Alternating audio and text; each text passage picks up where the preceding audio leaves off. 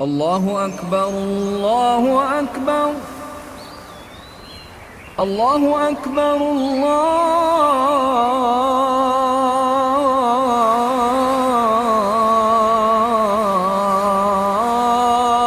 الله أكبر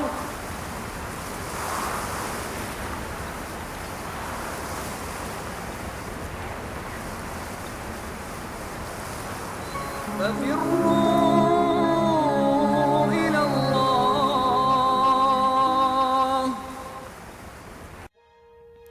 بسم الله الرحمن الرحيم الحمد لله رب العالمين والصلاة والسلام على خير المرسلين محمد النبي الأمي وعلى آله وصحبه أجمعين.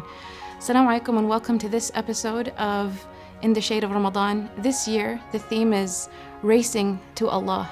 And I wanted to talk to you all about what this really means for the month of Ramadan. What does it mean to race to Allah subhanahu wa ta'ala? I want to give you an example of three racers, three people who are trying to run a marathon. One of them has his body is covered in weights. He's actually wearing weights under his clothing. The other one is carrying a really heavy load. It's on his back and it's covering some of his vision. And the third racer doesn't have any weights on him under his clothing. He's not carrying any loads and he's just free and limber. He doesn't have anything on him. If the three of these racers were to compete against one another, how far do you think each one would get? Who do you think would actually get the farthest? Who do you think would be slowing down and not realizing why? Who do you think would be going off track? Who would actually, not even end up on the same course? When we think about racing towards Allah subhanahu wa ta'ala, sometimes we are carrying loads. The first racer, for example, who has the weights on underneath his clothing, he's someone who doesn't know that he's carrying them. And so he keeps trying to run and he goes far, he gets to a certain speed, and then all of a sudden he gets so tired he stops. And he tries again and he goes a certain speed and then he stops and he doesn't understand what is it that's holding him back. Why is he going so slow? The second racer he could be a very strong person, he could be a very strong athlete, but that strength doesn't show when the load is on his back and when it's covering his vision. So he's trying to go as hard as he can, but he's going off track. He can't, and he doesn't understand why. And despite the fact that he may be the better athlete.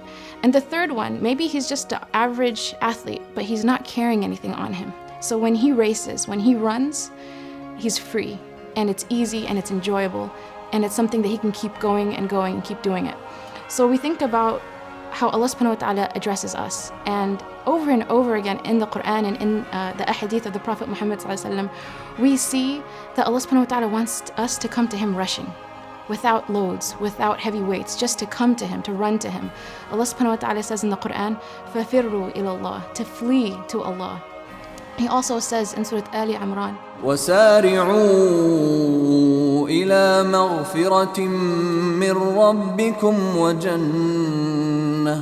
وجنة عرضها السماوات والأرض أعدت للمتقين.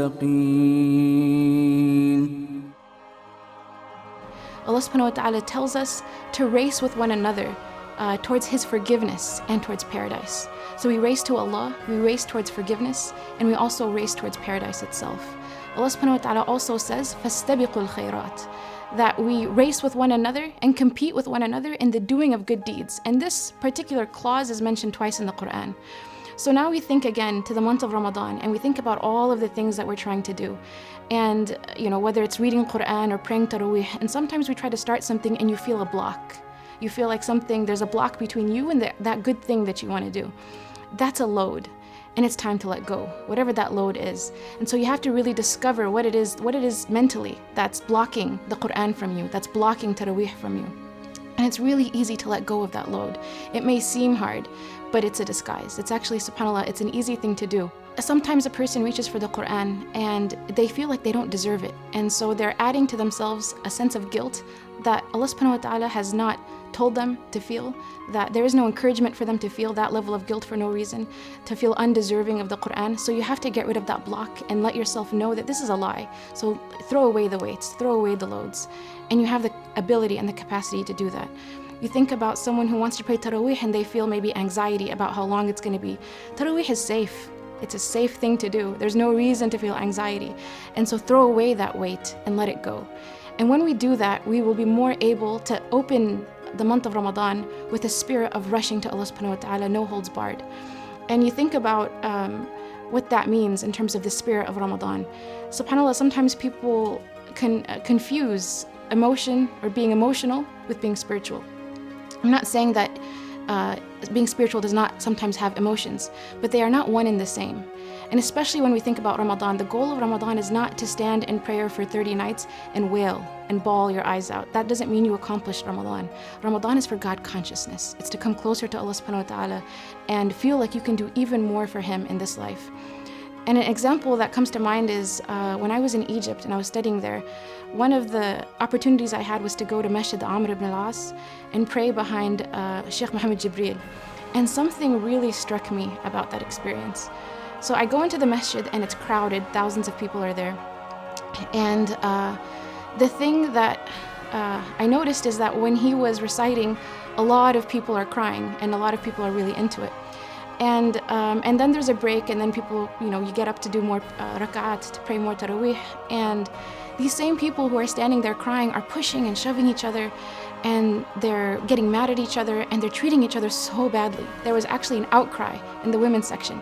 And I thought to myself, the point of Ramadan is not to come into tarawih so you can cry and then hit people afterwards. That's not what Allah subhanahu wa ta'ala wants for us. That is not God consciousness. That's spiritual narcissism. And that's not what Islam is about. What a person would want to do in the month of Ramadan is to come closer to Allah subhanahu wa ta'ala without having these blocks, and without misunderstanding what it means to be spiritual. Allah subhanahu wa ta'ala mentions in the Quran, هذا بيان للناس وهدى وموعظة للمتقين ولا تهنوا ولا تحزنوا وأنتم الأعلون إن كنتم مؤمنين. Do not be weak and do not be sad. So let's not self-impose more sadness upon ourselves than is necessary. That's not spirituality. Coming closer to Allah subhanahu wa ta'ala, the Prophet Muhammad sallallahu alaihi wasallam, he said that the strong believer is better than the weak believer, but there is goodness in both. And so the asl, the root or the foundation of the believer is actually strength. And so with this strength, you're able to rush to Allah subhanahu wa ta'ala, you're able to race to Him.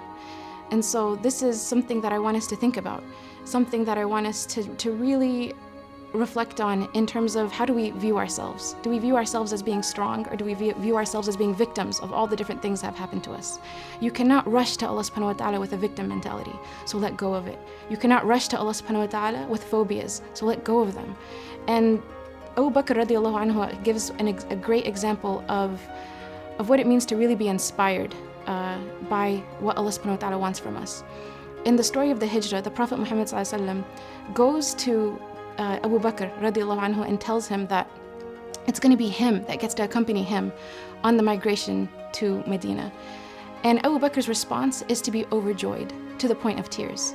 His tears are because of his happiness to be able to do more for the sake of Allah, his gratitude, his level of awe and humility before the task ahead of him. And those are the tears that we want in Ramadan, to be in awe in front of Allah subhanahu wa ta'ala, to be grateful and humble, and to feel excited to be one of His slaves, one of His servants who wants to do the most for Him in this month and afterwards. So I say this, and I hope that we can all benefit, inshallah, and that we all encourage one another and help one another to race towards Him. Jazakumullah khair. Assalamu alaikum.